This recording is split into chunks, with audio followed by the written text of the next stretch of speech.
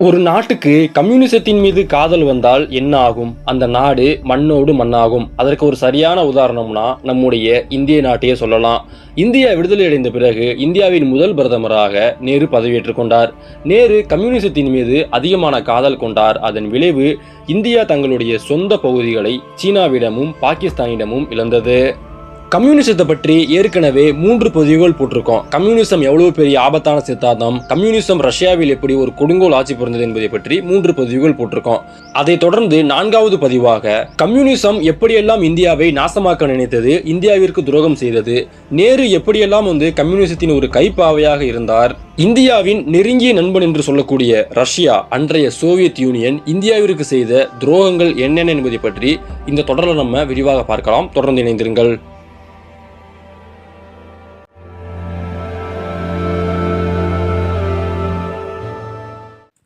1947ஆம் ஆண்டு இந்தியா விடுதலை அடைந்தது. இந்தியா விடுதலை அடைந்த பிறகு காஷ்மீர் என்பது ஒரு தனி நாடாக இருந்தது. அந்த சமயத்துல பாகிஸ்தான் காஷ்மீர் மீது படையெடுத்து வர்றாங்க.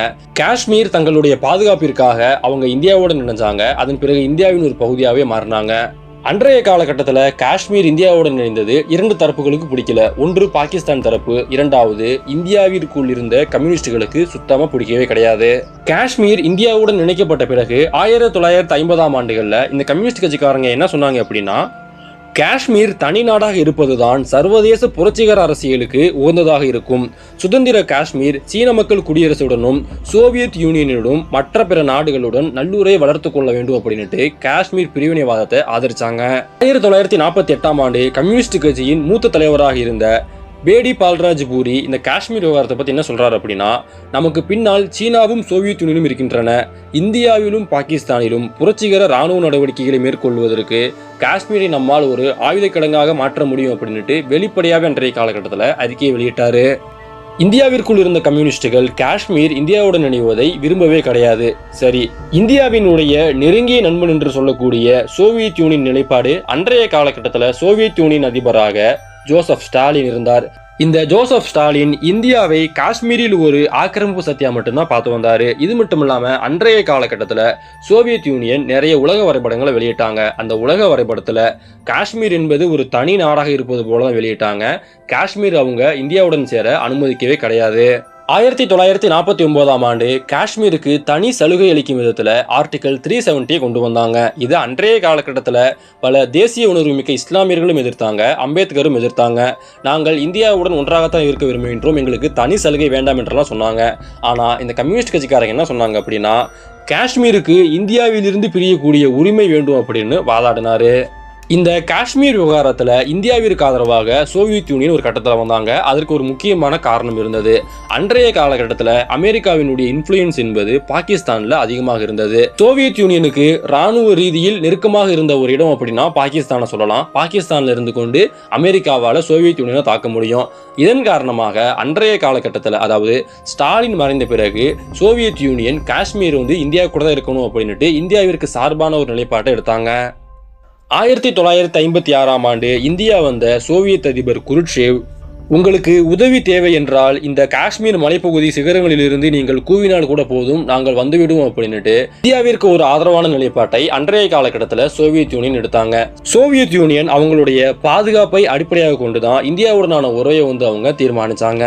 காஷ்மீர், இந்திய கம்யூனிஸ்டுகள், சோவியத் யூனியன் இது ஒரு பக்கம். மற்றொரு புறத்துல இந்திய கம்யூனிஸ்டுகள், இந்தியா, சீனா இது மற்றொரு பக்கம். அன்றைய காலகட்டத்தில் இந்தியாவின் பிரதமராக இருந்த நேரு கம்யூனிசத்தின் மீது அளவுக்கு அதிகமாக காதல் வயப்பட்டும் இருந்தார். அன்றைய காலகட்டத்தில் அம்பேத்கர் நேரு குறித்தும் இந்த கம்யூனிசம் குறித்தும் சொன்னது என்ன அப்படின்னா, அம்பேத்கரின் கம்யூனிச பார்வை என்பது சீனாவையும் சோவியத் யூனியனையும் எப்பொழுதும் இந்திய சுதந்திரம் எதிர்நோக்கி இருக்கக்கூடிய ஒரு ஆபத்தாகவே அவர் பார்த்து வந்தார். இது மட்டும் இல்லாம நேரு கொண்டு வந்த பஞ்சசீல கொள்கையை மிக கடுமையாக எதிர்த்தார். கம்யூனிசமும் சுதந்திர ஜனநாயக நாடும் இணைந்திருக்க முடியும் என்பது ஒரு அடிமுட்டாள்தனம். கம்யூனிசம் என்பது காட்டுத்தீ போன்றது. இந்த காட்டுத்தீக்கு அருகில் இருக்கக்கூடிய நாடுகள் ஆபத்தில் இருக்கின்றன என்று கூறிவிட்டு நேருவின் கம்யூனிச மோகத்தை மிக கடுமையாக எதிர்த்தார்.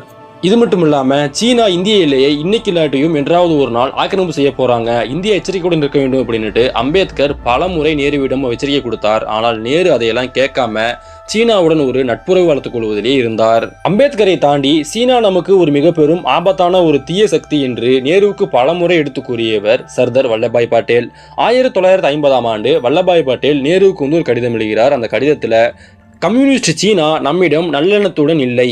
இந்திய கம்யூனிஸ்டுகளுக்கு சோவியத் உதவியை நாட பாகிஸ்தான், ஆப்கானிஸ்தான் எல்லாம் கடந்தாக வேண்டும். ஆனால் சீனா அப்படியல்ல. அது எளிதாக இந்தியாவிற்குள் நுழைந்து கம்யூனிஸ்டுகளுக்கு உதவும். உளவுத்துறையிடமும் இராணுவத்திடமும் சீன அபாயம் குறித்து முழுமையாக அறிக்கை ஒன்றை தயாரிக்க சொல்ல வேண்டும். இந்தியா சீனா எல்லையில் இந்திய படைகளை நாம் வலுவாக்க வேண்டும் அப்படின்னுட்டு நேரு கடிதம் எழுதினாரு. வல்லபாய் பட்டேல் எழுதிய இந்த கடிதம் அடுத்த 10 வருடங்கள்ல உண்மையானது. சீனா இந்தியாவின் மீது படையெடுத்து இந்தியாவின் பல பகுதிகளை ஆக்கிரமிப்பு பண்ணாங்க. ஆனால் அன்றைய காலகட்டத்தில் வல்லபாய் பட்டேல் நேருக்கு எழுதிய இந்த கடிதத்தை நேரு மதிக்க கூட கிடையாது, அதை உதாசீனப்படுத்தினாரு. இதுல என்ன ஒரு வேடிக்கையான விஷயம்னா, சீனா இந்தியாவை ஆக்கிரமிப்பு செய்வதற்கு வழித்தடங்களை அமைத்து கொடுத்தது யாருன்னா அது நேரு தான். 1952ஆம் ஆண்டு சீனா திபெத் பகுதியை கைப்பற்றினாங்க. அன்றைய காலகட்டத்தில் திபெத் பகுதியில் இருந்த சீன ராணுவத்திற்கு உணவுக்காக அரிசி என்பது தேவைப்பட்டது. அந்த சீன ராணுவத்துக்கு அரிசி எப்படி கொடுக்கலாம் என்பதை பற்றி நேருவும் மேனனும் யோசிச்சு கொண்டிருந்தாங்க. அதன் பிறகு சிக்கிம் வழியாக இந்தியாவிலிருந்து 1 லட்சம் டன் அரிசி என்பது அன்றைய காலகட்டத்தில் திபெத் பகுதிக்கு போனது.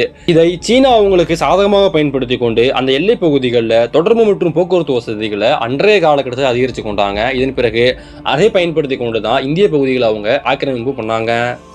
நேருவினுடைய அமைச்சரவையில பாதுகாப்பு மந்திரியாக இருந்தவர் மேனன். இவர் ஒரு சீனாவின் அடிவருடி. நாட்டில் எந்த துறையில் வேண்டுமானாலும் ஊழல் நடக்கலாம். ஆனால் ஒரு நாட்டில் இராணுவத்துறையில் மட்டும் ஊழல் நடந்தால் அந்த நாடு அழிந்து போய்விடும்.